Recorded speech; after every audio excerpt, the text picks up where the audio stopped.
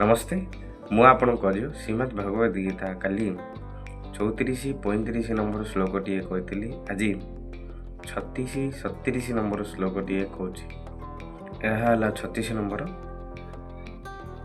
निहतं धृतराष्ट्राणां का प्रीति स्वजन नाधनां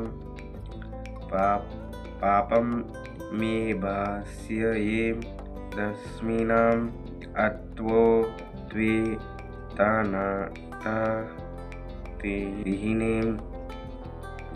यार अर्थ है हे जनार्दन धृतराष्ट्र पुत्र मानू मारिदेले आमको कि सुख मिलिब।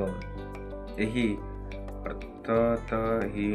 अतहि मानू मारिले तो आमको पाप ही लागिब।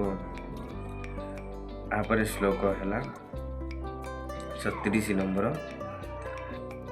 तस्मानाहं वै अंतो धृतराष्ट्राणां स्वबान्धवानां स्वजनं हिं कथं हत्वा सुखिनं श्यामं माधवाम्।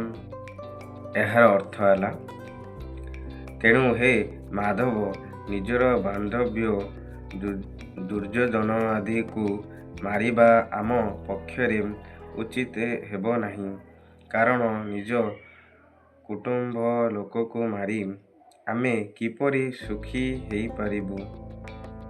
आज ये 2टा श्लोक पुणी आउ 2टा श्लोक खाली।